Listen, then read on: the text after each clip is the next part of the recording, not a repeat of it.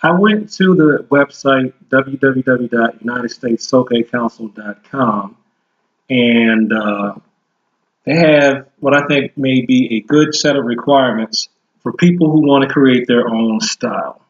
So I'm going to read from their list. I'm going to talk about which things I matched up with, and then I'm going to point out some quite notable exceptions to that too. Okay, I'm not going to do the head of family part. I'm just going to do the requirements for founder of a new art part. For them, they want a formal letter of introduction. They say you need 20 years in the martial arts, at least a Godon, which is fifth degree, or its equivalent in a legitimate martial art. Another martial arts ranking, Shodan or higher. Must provide a lineage of background, which is who your teacher was and who their teacher was. You must be at least 36 years old. You must be free from felony criminal records. Must provide contact information of 3 references. Arts must come from Japanese or Okinawan origins. And then you must agree to accept the rank issued by the board of directors. Okay, I didn't require a formal letter of introduction because I'm not going before a council, I'm just doing this on my own. But that would make sense. If you want that org to recognize you, they need to know who you are. Now, the second part says you must have at least 20 years in the martial arts. I can see that.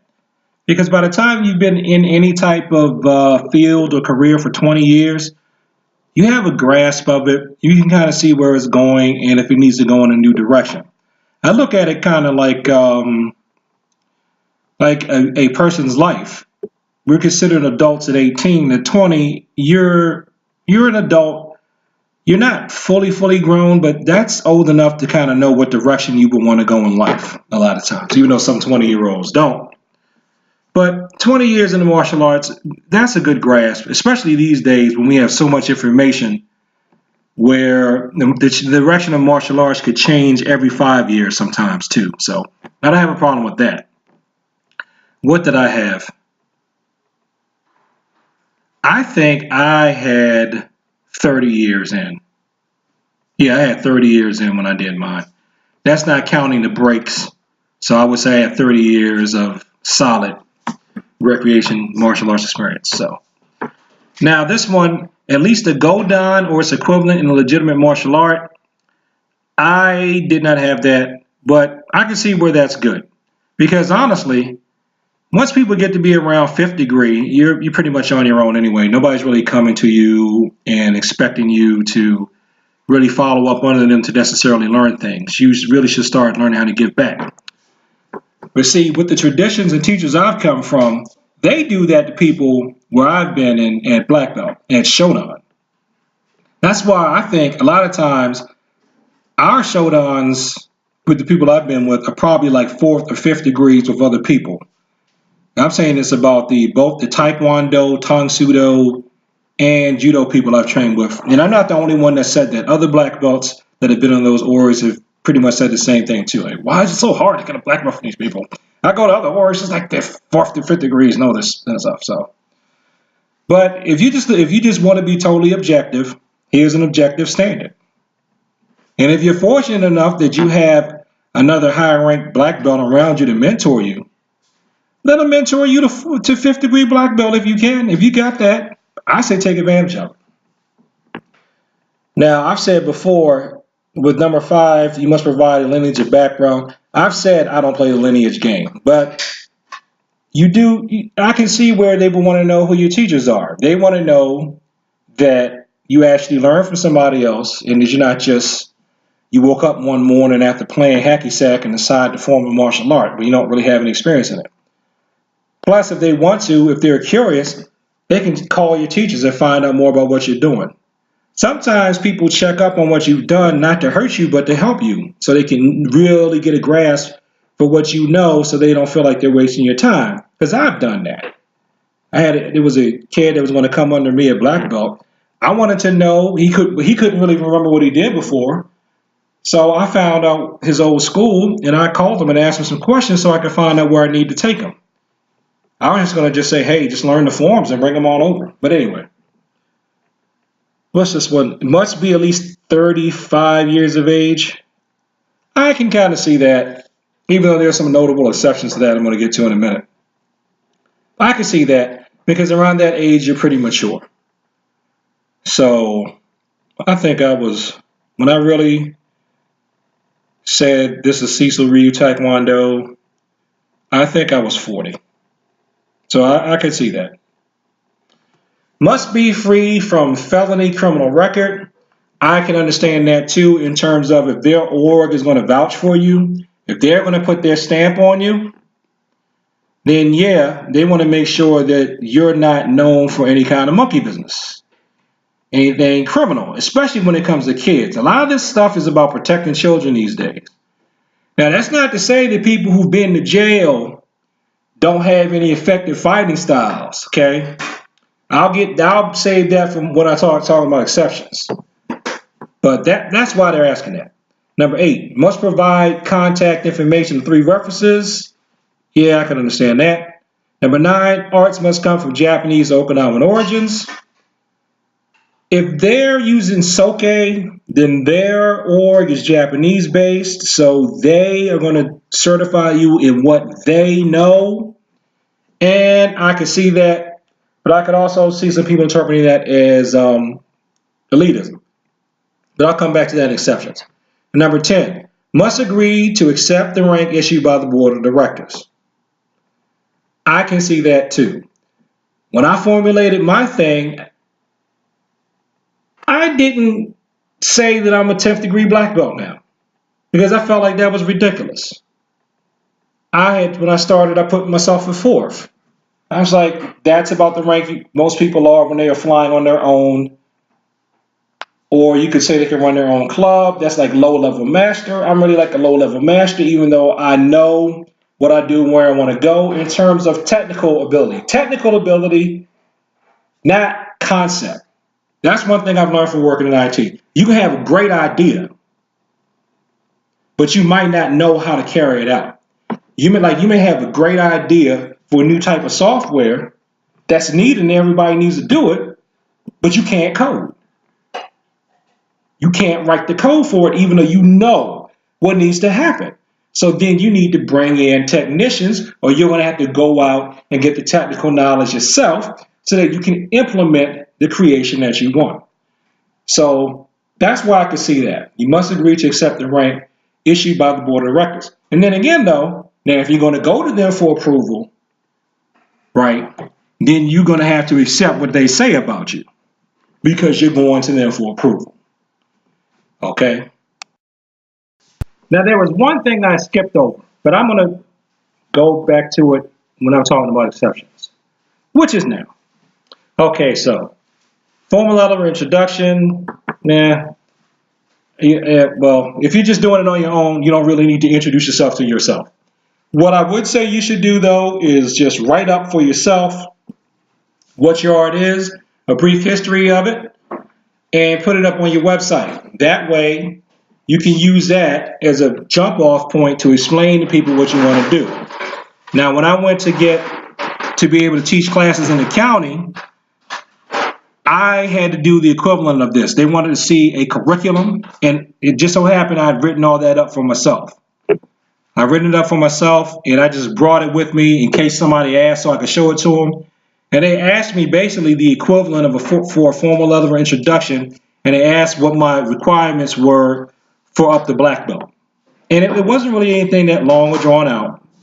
Just checklists of what you want and a summary that you can show people of, this is what I teach. It's this style, this style, that style, that style. So, and like I said, 20 years in the martial arts, one exception I could think, it may not be though, is Bruce Lee. I don't think Bruce Lee really had 20 years of experience in the martial arts when he founded Jeet Kune Do. I could be wrong. But look at what he did with what he knew.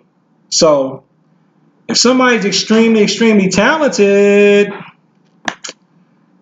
maybe they don't need to be beholden to that. But I still think 20 years is a good ranking point. I'm going to skip over the 5th degree thing. Like I said, I know I didn't have that. And now if you're talking about doing a Chinese martial arts system, they don't really do black belts per se a lot of times. So that wouldn't really be a requirement. I would say if you're off on your own teaching and it's just you and you don't have anybody that you look to for rank, sometimes that happens to people at first degree black belt. And you've got 20 years under your belt, I would say you might be ready. Another big hint too, and this is what happened to me. It wasn't with rank that I had. It was people kept telling me that I need to stop BSing and start teaching, and that I know enough that I don't need to run to anybody else anymore to start teaching others. When you get that, it might be time for you to at the least open up your own club.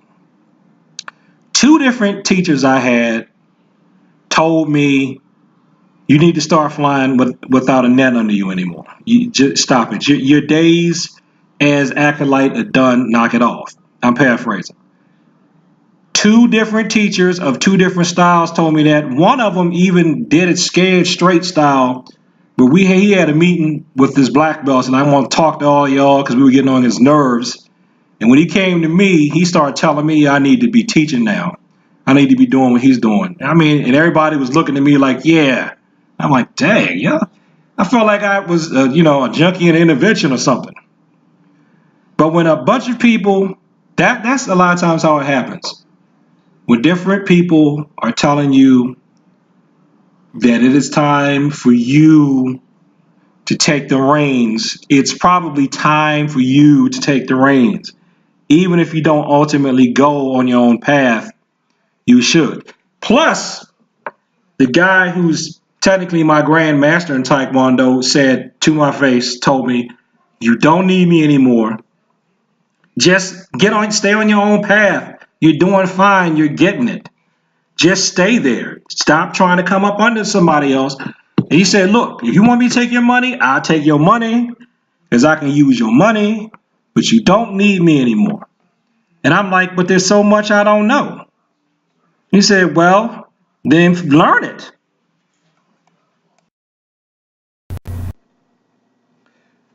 Now, when they are saying that you need to have a martial arts ranking of Shodan or higher, I agree with that. But I want to qualify it. Your Shodan and your other art should be in a complementary art. Like if your style is mostly striking, your Shodan should be in a grappling art. And if your style that you want to create is mostly grappling, then your complementary Shodan should be in a striking art. That means you shouldn't be going from Gojo Ryu Karate to Shogun Ryu Karate, get 2 black belts, call it a day. No. You shouldn't be going from Tiger Kung Fu to Praying Mantis Kung Fu, getting 2 black belts or equivalent, calling it a day. No. You should be going from something where you hit, punch, kick to something that you grapple, or something where you grapple to hit, punch, kick. That should be what it is. This whole thing of 2 black belts, and you know you're not learning anything. I even would say you shouldn't go ITF Taekwondo, then WTF Taekwondo, 2 black belts, bam, you've learned something. No. Especially with the advent these days of MMA, a lot of the hoodlums that would be prone to attack your students, they have a basic MMA repertoire from what I've seen. That means a lot of them, they know how to punch. So they got some really rudimentary boxing. They may be able to throw a front kick or 2, if that. I've seen them fail trying to do jump kicks. So they know how to punch. They might be able to throw 1 front kick. They can do a really crude strength-based double leg takedown. And they know how to do a poor ground and pound. But even poorly executed techniques can hurt you if they go on the side of your head. So, and they may have a weapon. So I would say you need to, at a bare minimum, address the elephant in the room that is the opposite of what your style is known for.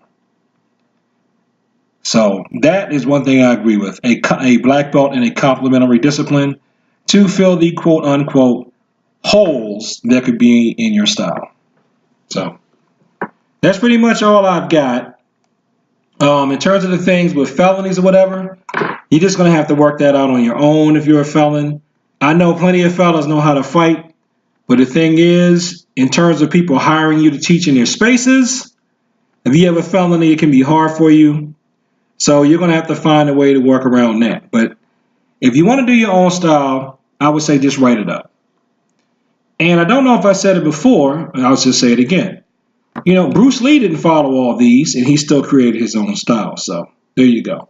But just go to their website, look at what they have down there, use that as a good, if you're feeling, am I really ready to make my own style?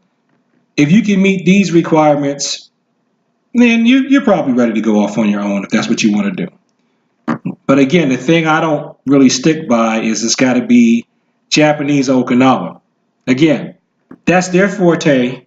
And if you want approval from their organization, then that's what you have to do. So, Cecil Washington, Cecil Ryu Taekwondo, my own style of Taekwondo. Signing off. Peace.